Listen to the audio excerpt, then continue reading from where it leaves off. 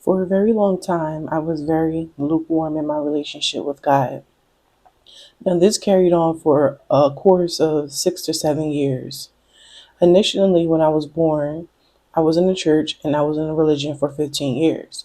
But as times passed and circumstances came about, I essentially walked away from religion altogether. Me walking away from religion was me walking away from any and every aspect that I had that was of God. Now, it didn't take me until right before my mother passed in 2016 for me to turn back to God. Now, in the course of me living 10 plus years in the world, I wouldn't say that I completely stepped away from God because I was still fasting, I was still praying, but it wasn't intentional. For the longest period of my life, I felt like I had a relationship with God through obedience because it was asked of me. I never had a personal and deep relationship with God. A lot of that stemmed from other people, other people hurting me who were of religious organizations, and that kind of deterred me away from having a personal relationship. But it wasn't until 2018 that I decided I don't want to be lukewarm, which was considerable the term at the time, but I wanted to be more intentional with my relationship with God. It started off with me just asking God, God, I have no way of understanding your word. The Bible that I was used to growing up reading was the King James Version, and I couldn't understand any of it. So that was one of the things that deterred me away from wanting to read the Bible. So at a workplace, God brought someone to me and they gave me a different interpretation of the Bible. And I honestly didn't even know that there were different kinds of interpretations. I just thought that it was only the King James Version because that's what our religious organization taught us to be the only true Bible. So as I began to read the word, I began to slowly lose the desires or the worldly desires that I had picked up along the way. And God really touched my heart. And it laid on the line a lot of things that I was doing that wasn't too pleasing to Him. And although that I was still continually doing these things while I was reading the Bible, slowly but surely, the more empathy that I grew, the more compassion that I threw, I just felt like I was hurting Him by continually doing these things. But as circumstances and situations arose, I still did things that weren't pleasing to Him. I still lived in the world just like everyone around me. But in my time, I was still reading the Bible here and there. I was fasting here and there. I was praying here and there. So the desire to wanting to have that personal relationship was there. And I was actively doing work to go towards that personal relationship. But I wasn't living my life in the way that He wanted me to live my life. And I was still indulging in worldly desires, and I was still wanting to please my flesh. I was still wanting to do things that I wanted to do because for the longest time I said, hey, it's my life. Why would God give me a life and then tell me I can't live it the way I want to live it? So ultimately, I was still, seeking into those desires. And it got to a point where the more that I tried to read into the word, the more that those desires reeled me in to the point where I wasn't really giving my time at all to God. It was a here and there. Oh, well, when I get time, I'll do it. When I get time, I'll do that. And this went on for about 4 or 5 years. But it wasn't until that desire just kept pulling at me. Like I wasn't happy. I was sad. I was angry. I was depressed. I was constantly dealing with so much that I just kept having these conversations with God. And I'm like, God, why me? I'm trying to do your will. I'm trying to do what's right. And God made it apparent to me like, you're not. Because you're telling me you want a relationship with me, but you're still denying me in a way. You're saying you want a relationship with me in private, but then when it comes to public, you don't want to give me that, or you don't want yourself to be a representation of me. And that's what's hurting me the most. So through conviction, still, I'm human, back and forth. I'm living in a world and I'm surrounded by these worldly things. Everyone is constant, have the one track mind. Everyone's doing them. So it was still reeling me in, whether it was music, whether it was environments, whether it was friends. I just still kept pulling towards all these other things. And it made me reflect and think about the Israelites and how I used to always say, oh, around Moses' time, I don't understand how the Israelites could idolize all these other gods and all these other things when God kept saving them. And in hindsight, I was literally doing the exact same thing. I was idolizing so many things around me and only giving God a short amount of my time. So I kept talking to God. I'm like, God, please, I just want to submit fully to you. And I've went about this many times. And it wasn't until last year that God knew that I meant business this time. All the things and distractions that were pulling me away from him, I completely cut. Now I have the knowledge to know that I'm not going to idolize all these other things, and I'm going to prioritize God. I felt like once God knew that I was serious this time is when he spiritually baptized me. Prior to me getting spiritually baptized, I didn't even know that you could be spiritually baptized. I just thought, once you get a water baptism, that was it. But no, I got spiritually baptized. And before I got spiritually baptized, I was led into isolation. I was led into isolation for about a year. And that's a very long time for isolation. But in that time, when I say it just happened overnight, God started convicting me, and he was laying out everything that I was doing wrong, everything that needed to change.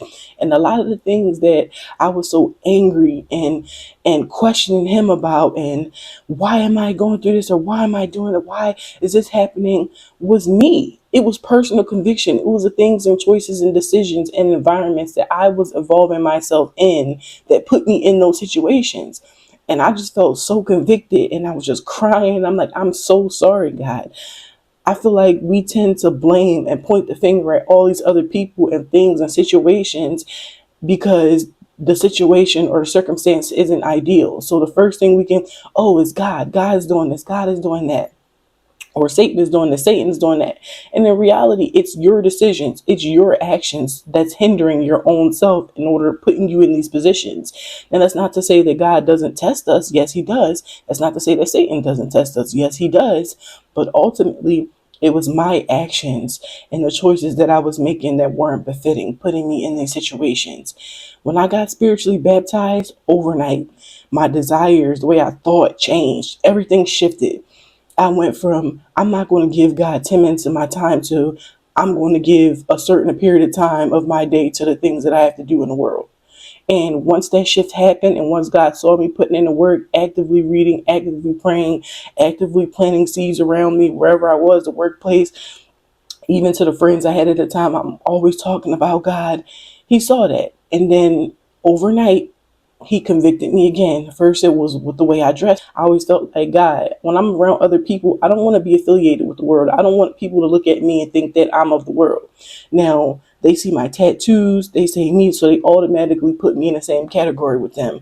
So overnight, the desire to wanting to wear pants, any of that went away. Modesty was imperative at that point. I threw everything away through obedience. Once the thought popped in my head and I knew it was God, threw everything away. And from then on out, dresses, skirts, how God will want me to perceive myself. This isn't for everyone. This is personal conviction. He also revealed to me the things that I was idolizing: television, video games.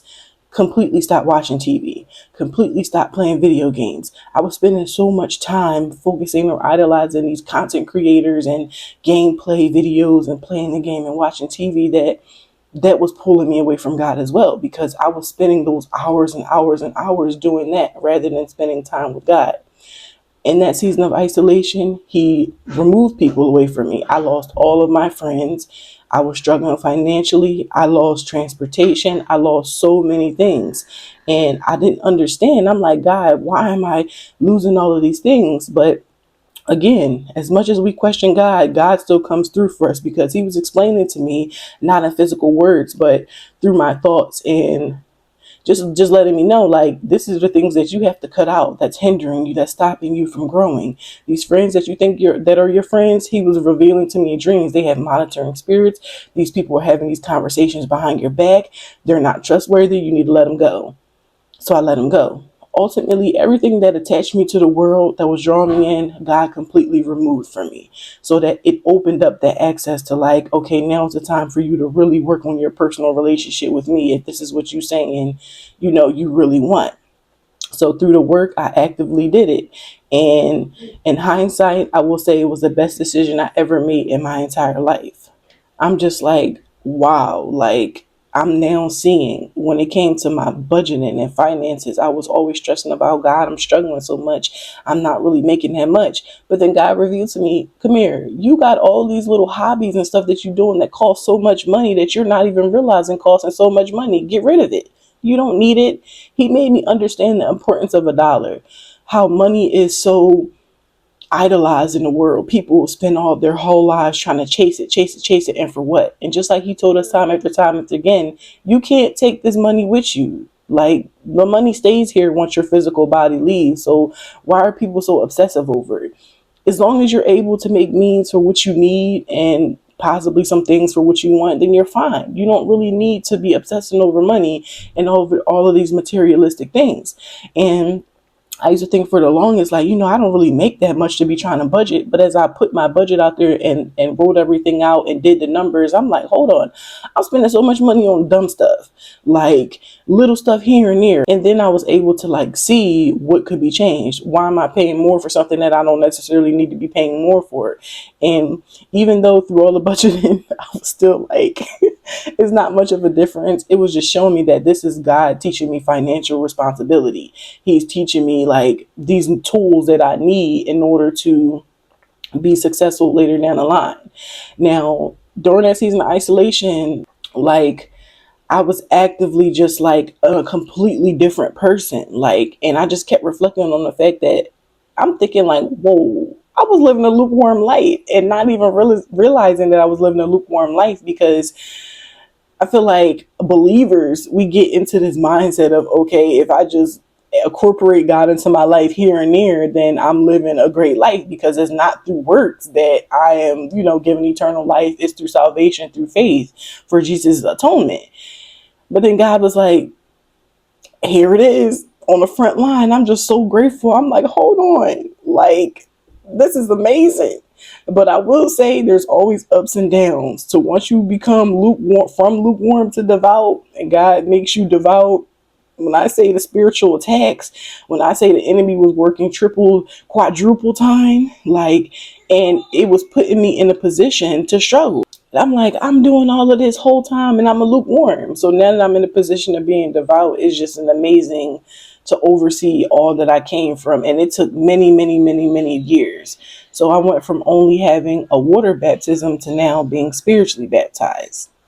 So with that being said, anything is possible if your desire of wanting a close and personal relationship is there. You have to really want it. And like I always say, God will meet you halfway. Once he really know that you mean business and you standing 10 toes on what you say, he'll meet you halfway so that everything will come together.